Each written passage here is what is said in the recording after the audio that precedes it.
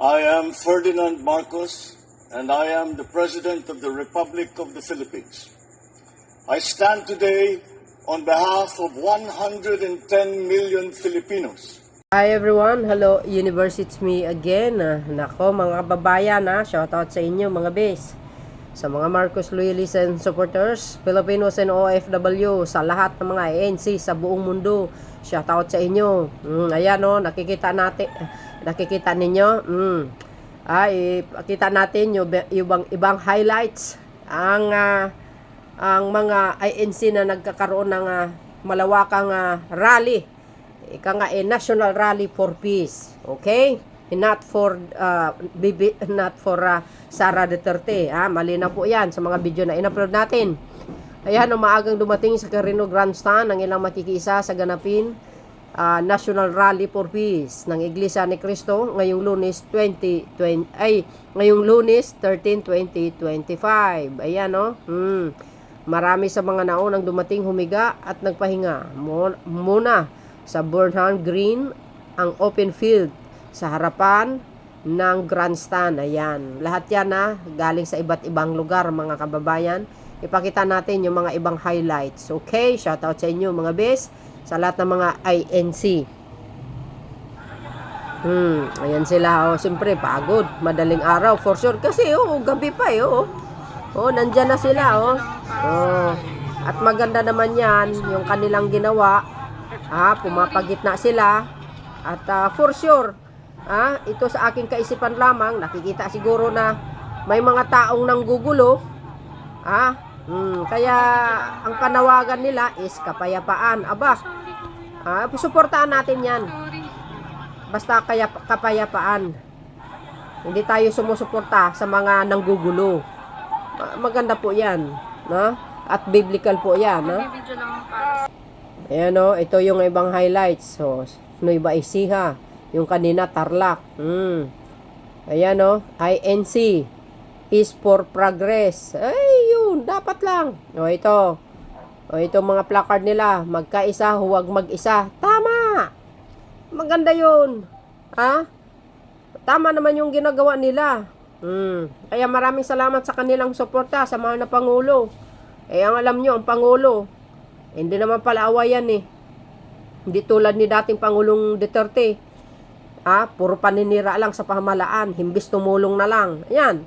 Itong panawagan ng INC, actually, para ito sa mga taong nanggugulo sa pamahalaan na gustong patalsikin ang Pangulo. 'Di ba? Alam po naman natin, ang Pangulong Marcos Jr. maayos naman ang kanyang pamumuno. Sinasabi, BBM resign. Bakit? Ano ang basihan nyo para mag-resign ng Pangulo? Sige nga, ilatag nyo, mga anti-Marcos, anong dahilan? Kinurakot niya ba ang pundo niya? Tulad ng ibang tao nangurakot? Yung pundo kayo nagkaka-issue ngayon. Hindi nyo kayang pataubin ng Pangulo. Hindi nyo kayang patalsikin. Hinala na po ng taong bayan yan. Kaya itong ginawa ng Iglesia ni Cristo, magkaisa, huwag mag-isa. Ayun, panawagan yan sa mag-amang Duterte tsaka mga DDS. Di ba? Itong mga INC, hindi nagrarally yan para sa political, no. For sure, kikita-kita naman natin Di ba? At biblical po yan. Ayan, alam po natin ang INC. Nako, ay suportado ang kandidatura ng ating mahal na Pangulo since 2016 yan. Hanggang last 2022 election. Baka hindi nyo alam, maraming INC din na Marcos loyalist. So yun mga kababayan, ito panoorin natin ang ibang highlight. Ayan po sa Quirino Grandstand yan. See? Shout out sa mga INC. Salamat po sa inyo. Sa inyong panawagan, kapayapaan. Di ba parang ang dating to the rescue sila. Manawagan. Kasi maraming mga nanggugulo sa pamahalaan. Na hindi naman sila ginugulo ng pamahalaan. Ang tinutukoy ko dito, direct to the point, ang mag-amang Duterte. Nanggugulo sila Tingnan nyo, nagbabanta sila sa Pangulong Marcos Jr. Oh, marumi sila maglaro. Maganda naman ang ginawa ng INC, kapayapaan. Sino ba naman ang may gustong sa kaguluhan? Hindi Kung kaguluhan, kawawa ang mga Pilipino. Kawawa tayong lahat. Puro gulo lang ang alam nyo. Kung gusto nyo tumakbo, hintayin natin ang 2028. Tidaan natin sa due process, sa proseso, ikaw nga. Maganda naman ang hangarin ng INC. Peace for rally. Ganun. Diba? Kaya suportahan natin yan. Puro kapitbahay ko, INC. Ayaw nilang kaguluhan at saka hindi sumusuporta yan sa mga namumulikang tao. Diba? Yung pamumulitika, ayaw nilang ganyan. Pagkakaisa. Yun ang gusto nila. Diba? Ayan, panoorin nyo po yung mga ibang highlights, no? But bago yon, babasahin ko po yung sinabi po ng Malacanang. Okay? Ito. Sabi po ng Malacanang, ayan, umaasa si Executive Secretary Lucas Bersamin na ang mga opinion na ipapahayag sa isasagawang National Rally for Peace ng Iglesia ni Cristo, which is ang INC, ngayong Lunes, January 13, ay makakatulong sa paglilinaw sa mga usaping kinakaharap ng bansa at maghahatid ng tunay na pagkakaisa. Yun! No? Tumpak! Ayan panawagan din natin sa mag-amang Duterte. Ay, sana po, makiisa na lang po kayo. Tumulong na lang po kayo sa bagong gobyerno, sa gobyernong Marcos. Hindi po yung paninira, masakit na salita na ibabato nyo sa pamalaan, lalo na po sa Pangulong Marcos Jr. Kaya luludigong. Sana po tigilin-tigilin nyo na lang yan, yung mga paninira nyo. Kung may balakin kayo, wag nyo na po ituloy. 'Di ba? Yung mga paninira nyo, lalo na po kay Sara Duterte. Makiisa na lang po kayo. 'Di ba? Hindi naman po kayo inaaway ni Pangulong Marcos Jr. 'Di ba? Sa totoo lang mga kababayan, napakabait ang Pangulo dito sa mag-amang Duterte na ito. Hindi ko lang mawari kung bakit ganyan sila na sinisiraan ang Pangulong Marcos Jr. Alalahanin nyo, nasa Pilipinas po kayo. Ang flag nyo ay Philippine flag. Na sana po ingatan nyo ng mabuti yan. 'Di ba? At ipagmalaki nyo sa iba't ibang bansa kahit hindi na po kayo Pangulo. Yun sa pagkilatis at pakikinig lamang sa lahat ng panig sa isang usapin na siyang magdudulot ng kalinawan ng ating hinahanap ayon kay Secretary Bersamin, mga kababayan. Maganda naman po ito, no? Ang kanyang sinasabi. Ayan po, para sa lahat. Ito po ang panawagan ng Malacanang. Kasunod nito, inatasan niya ang mga ahensya ng gobyerno ng mga siwa sa maintenance of peace and order, traffic at transportation management. Gayon din ang emergency health services na maging handa sa pag-alalay at pagbibigay ng assistance kung kailangan. Yes. Kaya maraming pulis na nakadeploy, mga kababayan, sa iba't ibang lugar.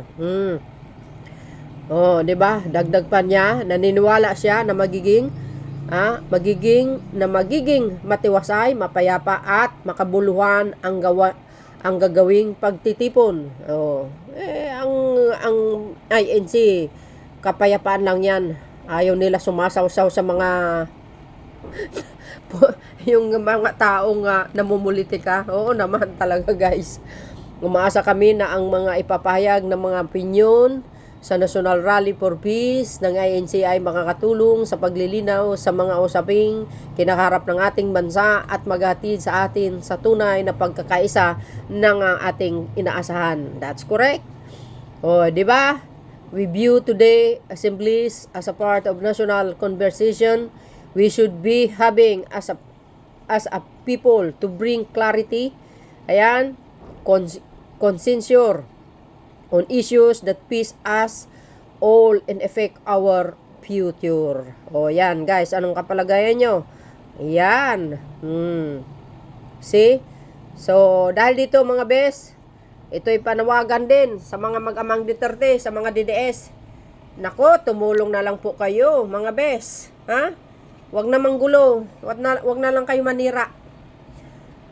Dahil maganda naman ang daloy ng ekonomiya ng bansa sa ilalim ng pamumuno ni Pangulong Marcos Jr. Obvious naman po yun. So yun guys, titingnan nyo ang ibang mga highlights. Okay? Sabi ng dito guys sabi ng 1TV Philippines, tingnan nyo kung gaano karami ang INC. Kaya naman ang mga politician, mga kababayan, talagang nililigawan ng INC pagdating sa eleksyon. Ay, marami ang Iglesia ni Cristo, milyon-milyon po yan. Kaya magpapasalamat din tayo sa INC sa ginawa nilang peace rally, malaking katulungan ito. Sa pagkakaisa, tama. Tingnan nyo ito mga kababayan. Tingnan nyo kung gaano karami ang INC, kung bakit nililigawan ng mga politician na yan. See? Ayan, nabasa natin. As of 9 a.m., dagsa ang tao sa Quirino Grandstand sa Maynila sa INC National Rally for Peace. Tingnan nyo kung gaano sila karami. Pinuno ang grandstand. Di ba grandstand ba yan? See? Yun mga base. Ano po ang kapalagayan natin, mga kababayan? Agay. Kaya nililigawan talaga ng yan ng mga politisyan ng INC. Ayan ito pa yung ayan ayan ang mga highlights guys ay talagang sadyang marami ang INC marami talaga sila. Ayan man. Di ba? Shout out sa mga kababayan nating INC. Every election talagang yan guys, nililigawan ng INC as I said. See? Ganon sila karami mga kababayan. Ang iba nga hindi pumupunta. So yun guys, anong kapalagayan nyo? Siyempre kapayapaan lamang, hindi pamumulitika. Okay, suportahan natin ang mahal na Pangulong Marcos Jr. sa kanyang mga magagandang adhikain para sa lahat. Alam po natin, hindi pala away ang Pangulo na ito, kundi kabutihan lang ng bawat Pilipino. So yun guys, ito pa yung mga ibang highlights. Okay? Ito, look, sitwasyon at Iloilo Freedom Grandstand in Iloilo City as 7 a.m. Monday, January 13. Ayan, tingnan nyo naman yan. Oy, nako. Shout out sa mga taga-ANC sa Iloilo. Ayan madamo nga mga salamat sa inyo mga palangga sa suportan nyo sa pagkakaisa. Sa panawagan ninyo, madamo gid nga salamat sa inyo. Ayan guys. Tingnan natin yung ibang highlights. Ayan shout out sa mga taga-Iloilo. Guys, magaling ako, marunong ako mag-Ilonggo kasi mga kaklase ko puro Ilonggo that time. Okay? Ayan, sa Iloilo ito. Ito pa yung mga ibang highlights. Mga membro ng INC, handa na sa National Rally for Peace. Ayan. Ayan patungong grandstand yan guys ang iba, nandoon na. Ang iba, papunta pa lang. Ganun dapat. Pagkakaisa talaga.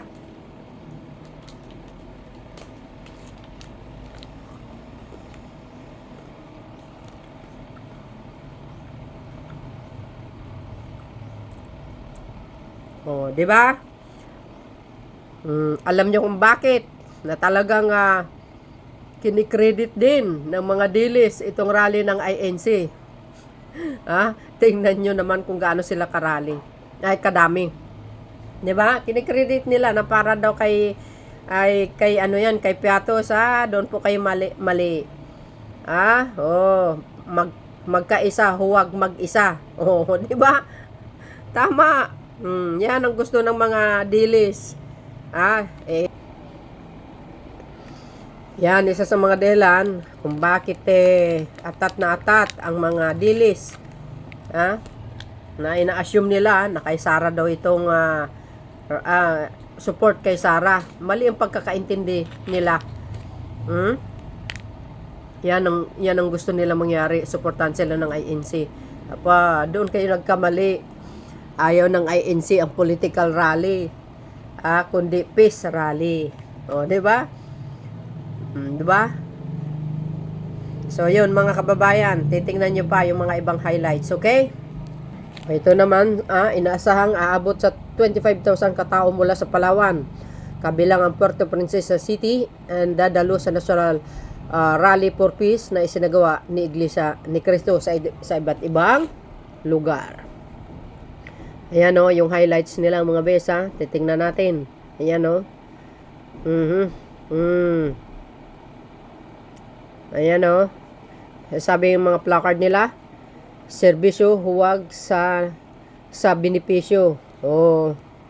Huh? You see, mga bes, tama. Oh, kayo mga dilis, wag na kayong mag-assuming pa. Dahil itong INC ay para po sa kapayapaan sa ikakabuti ng mamayang Pilipino. Hindi lang po silang makinabang, kundi tayo pong lahat yung kanilang peace rally. Tama naman po yun. At suportado sila ng Pangulong Marcos Jr. itong peace rally nila. Oh, 'di ba? Oh, may nagko-comment dito guys, tingnan nyo. Meron nyo yun. O, bayarang rally, sinusuportahan ang magnanakaw. Sino naman yan? Kayo talaga,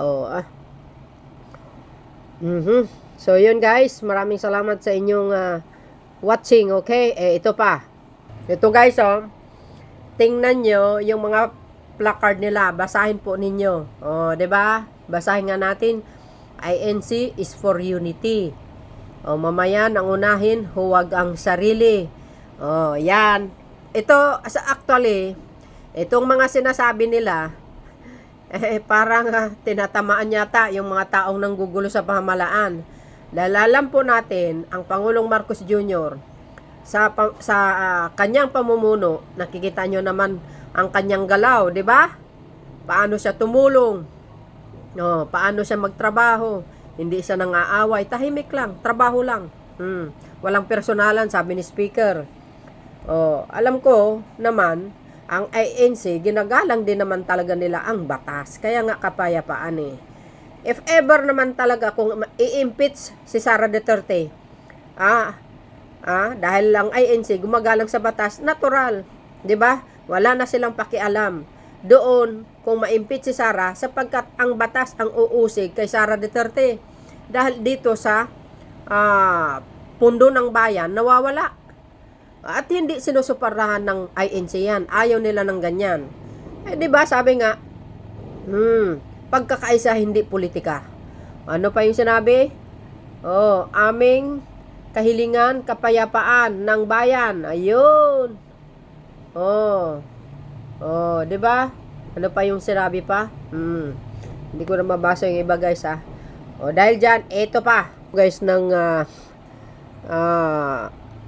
ito po yung sinabi ng chairman ng ng COMELEC na si Attorney Garcia, no? Nanawagan si COMELEC Chairperson George Erwin Garcia na ituring na purely religious activity ang INC Peace Rally at hinihimok ang mga dadalo kabilang ang mga politiko na iwasang mamulitika sa naturang kaganapan. Tama! Umalis kayo dyan! Igalang nyo ang peace rally ng isang malaking religious, no?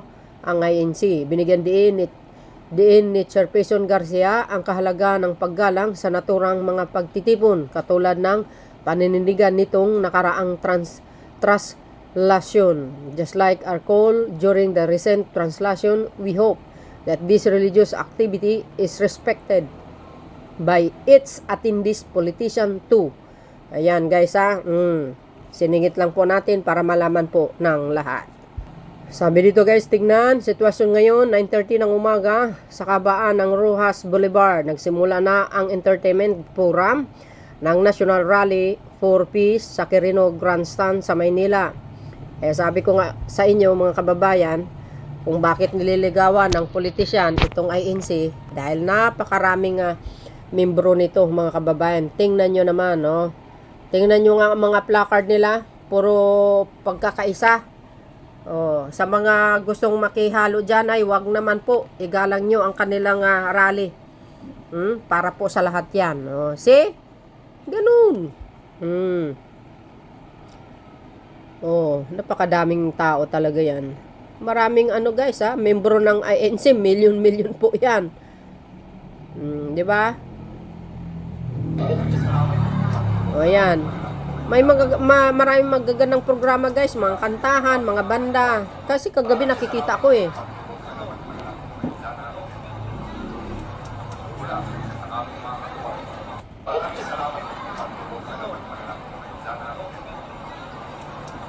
Shoutout sa inyo mga bes, ha? Sa mga Pilipinos, sa Pilipinos OFW sa buong daigdig. Shoutout po sa inyong lahat. Maraming salamat sa inyong watching mga beswa. Oh, ha? Manalangin po tayo para sa kapayapaan ng bansang Pilipinas. Ha? Kailangan natin na magsanipwersa sa panalangin mga kababayan. Tingnan nyo yung nangyari sa LA. Tinupok ng apoy. Ha? Kasi ang mga ibang tao doon godless. Hindi na sila marunong magpasalamat sa Panginoon sa kanilang mga blessing na natatanggap, nakalimutan ng Diyos. Puro na lang worldly ang kanilang mga ginagawa. Nako, grabe. Alam nyo, ang Panginoon, talagang pag nagparusa yan, matindi. Minuto lang po yan. Talagang masasadlak ka sa ano guys, sa kahirapan. Tingnan nyo, sa LA, California, tinupok ng apoy. It's remind me, sa binasa ko sa Biblia, sa Sodoma at Gomora. Alam nyo kasi ang mga tao that time, kung nabasa nyo sa Biblia, mga kababayan,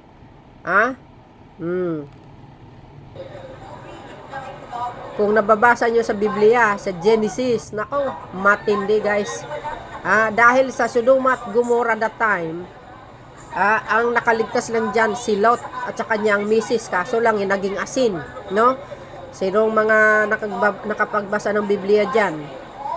Oh, di ba? Bakit tinupok ng apoy ng Panginoon ang Sodoma at Gomora that time?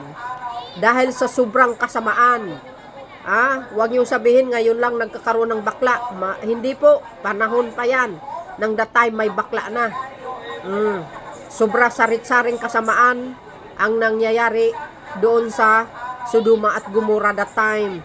Nagkakaroon lalaki sa lalaki, pagtatalik, kung anong klaseng krimen. Lahat nandoon. Kaya nagalit ang Panginoon. Binuksan niya ang langit. Binaba niya ang apoy, nasunog po lahat. Ang sabi ng Panginoon, through the angel, yung sugo ng Panginoon kay Lot, sumikat man ang araw, bago sumikat ang araw, umalis ka na, dahil tutupukin ko ang lugar na ito. Walang nakaligtas guys, lahat namatay. Si Lot lang ang nakaligtas. Sabi ng Panginoon, huwag na kayo lilingon.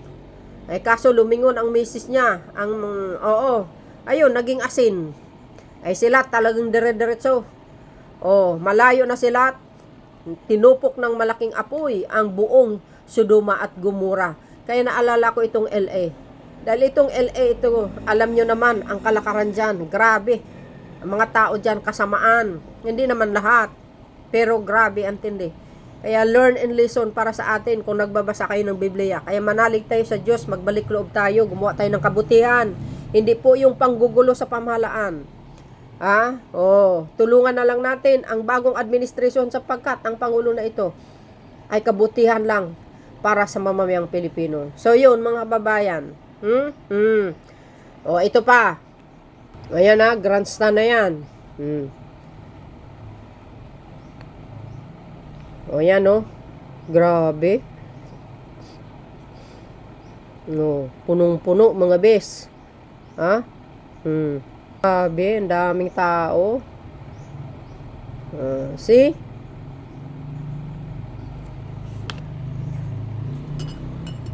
Yan. Kadami So yun mga kababayan. Ito pa yung mga ibang highlights. Okay, panoorin po ninyo. So yun guys, nakikita nyo. Yan po ang peace rally ng INC. Lahat sila ay naka-white. Makikita nyo naman po sa kanyang mga placard na talaga naman kapayapaan ang pinapaabot nila sa ating mga kababayan at sa pamahalaan. Higit sa lahat, sa mga taong mahilig sa panggugulo, ginugulo ang pamahalaan, ang gobyerno, ang Pilipinas. Yan po ang kanilang pahiwatig. O lang, no? Yung kanilang mga pahiwatig, yung panawagan nila, aba, hindi po kay Pangulong Marcos Jr. yan, kundi po yung mga taong nanggugulo, na gustong patalsikin ang Pangulo. Sana makita nila yan. Pagkakaisa. Anong sinabi? Pagkakaisa, hindi mag-isa. Dapat lang. Di ba? Shout out sa lahat ng ating mga kababayan ng INC. Maraming salamat sa inyong pagpapagitna. Dahil alam po natin, ang pamahalaang Marcos talaga namang maganda naman ang kanyang pamumuno. Tahimik, hindi pala away. Di ba? Isa sa mga dahilan kung bakit nagrarally ang INC upang suportahan ang mahal na Pangulong Marcos Jr. Hindi suportahan yung mga kawatan, yung nanggugulo, magplano ng kudita. Ayaw po ng INC yan. Di ba? Nasa Biblia po yan. Sila po ay pumapigit na para lang sa pagkakaisa. Biblical po yan. Maganda naman yan ang kanilang panawagan. Nagrarally para sa political. Nako! Hindi po yan ang tinuturo sa kanila sa loob ng simbahan, kundi kapayapaan. Shout out sa mga kababayan nating INC, Filipinos, OFW, Marcos Loyalists and Supporters. Hello, hello! Pagdasal natin na sana'y pagkakaroon ng kapayapaan, pagkakaisa na lang, tulungan na lang ang gobyernong Marcos, no?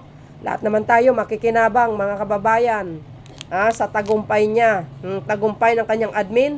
Nakikita naman natin ang kanyang magaling na pamumuno. 'Di ba?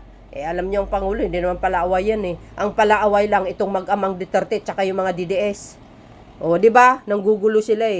Yan, para sa inyo yan, yung rally ng INC, kapayapaan, pagkakaisa. Sabi dito ng ABS-CBN News, umaabot na sa 800 ang bilang ng mga membro ng Iglesia ni Cristo na nasa Quirino Grandstand sa Maynila para sa National Rally for Peace ayon sa Manila Police District as of 8 AM ngayong Lunes, January 13, 2025. So yan guys, shout out sa mga INC, maraming salamat kasi kayo ang pumapagitna dito sa mga taong nanggugulo. Yan naman ang gusto nilang maiparating, ang kapayapaan, pagkakaisa, hindi mag-iisa, hindi pamumulitika. Hindi pamumulitika. Ayan, tama. Yan. Basta pag ganitong klaseng rally, suportahan natin. Peace lang. Ganyan. 'Di ba mga kababayan? Anong kapalagayan nyo? Yung rally na ito para sa mga taong nanggugulo. Kapayapaan, hindi pamumulitika. Sabi po ng Net 25, tingnan as of 8 AM, puno na ang harapan ng Rizal Park sa Davao City, maging ang mga karugtong ng kalsada nito ng mga nakikiisa sa National Peace for Rally. National Rally for Peace na pinangungunahan ng Iglesia ni Cristo. 'Di ba? Sabihin 'yan kaya Sara Duterte, pagkakaisa, hindi pamumulitika. Dapat lang. Maganda yung kanilang layunin, pumapagitna sila. At biblical naman po 'yan.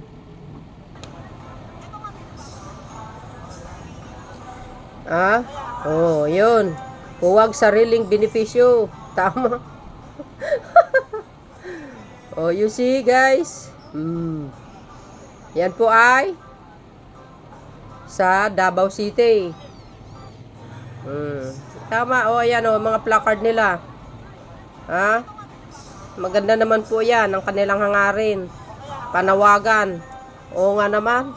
Kaysa namang gugulo ang mga ibang tao. Trabaho lang. Focus lang tayo sa trabaho para sa pamilya. Ganun yun.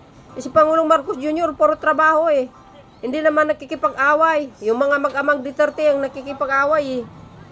Yan naman guys sa Davao City. Ito po ang Isa ang mga ibang highlights pa. Ayan o, see? Tingnan nyo ang mga placard nila. Oh. See?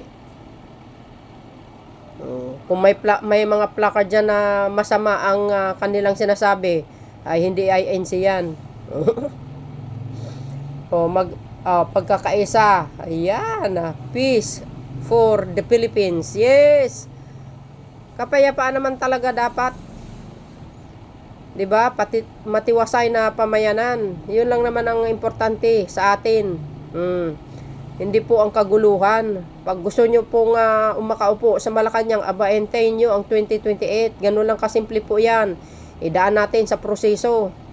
Ito pa, mga ayan, yung mga placard nila. Pagkakaisa, hindi pamumulitika. Ayan. Para yan sa mga DDS. Puro panggugulo kasi yung mag-amang Duterte. Wala lang ginawa, kundi sirain ang sirain. Sirain ng Pangulong Marcos Jr. sa social media, paninira. Kung ano-anong klaseng paninira, mga salita na halos hindi makain ng aso. Pero ang Pangulo nananatiling tahimik lang. Hindi siya nang aaway. Baka hindi nyo alam, marami po ang mga iglesia ni Cristo na Marcos loyalist. Ito pa. Ayan pagkakaisa, hindi pamumulitika, panawagan yan sa mag-amang Duterte, saka mga DDS. Tama na yung panggugulo. 'Di ba? Tama naman itong ginagawa nila, yung panawagan nila. Kasi kung puro panggugulo, walang kwenta ang buhay natin. Magulo talaga. Lahat tayo gusto nating kapayapaan talaga. 'Di ba? Matiwasay na pamayanan. Focus lang sa trabaho, sa pamilya. Ganun dapat. Hayaan natin ang Pangulong Marcos Jr. mamuno. Hinalal siya ng taong bayan at binoto ng INC yan. Since sa kanyang ama pa. 2016, binoto din ng INC yan. Hanggang last 2022 eleksyon, binoto ng INC yan. See? Yan ang gusto nila ng INC. Ay, kahit sino. Ito, suportahan natin talaga ito. Yan mamamayan ang unahin, huwag ang sarili. Ipabatid nyo yan kaya dating Pangulong Duterte, tsaka kay Sara, sa mga DDS. Mamamayan muna, hindi yung pansarili nyo. Dapat, tama. Di ba guys? Tama ang kanilang mga placard, ganun dapat Ito pa. Ayan, tingnan sitwasyon ngayon sa port area. Pagadian City, Zamboanga del Sur, kung saan nagaganapin ang peace. Ayan, National Rally for Peace, ang Iglesia ni Cristo. Ayan. Ayan ayan yung mga highlights. See? Ganun dapat. Oo naman. Itong mga kababayan nating INC, kasi sa nakikita ko, 'di ba, to the rescue, nakikita siguro nila na maraming mga ibang tao nang gugulo. Kaya, ayan, panawagan nila ang peace. Kapayapaan naman talaga Sino ba naman gustong magulo, mga kababayan, di ba? So, ito pa. Ito pa, mga kababayan. Nakita nyo? Yung kanilang mga placard. For peace, kapayapaan lang talaga. Nabasa nyo ba? Yan po ay sa Puerto Princesa City, no? Galing. Ito pa. Tingnan nyo kung gaano kadami ang INC dyan po sa Puerto Princesa. So, yun guys. Salamat po sa inyong watching. Panoorin nyo po at itinaas ang bandila ng Pilipinas dyan po sa grandstand. But before that, don't forget to like, hit the button bell para lagi kayo update sa aking mga upload videos. Bye and babush. God bless Philippines. Eto na. Panood.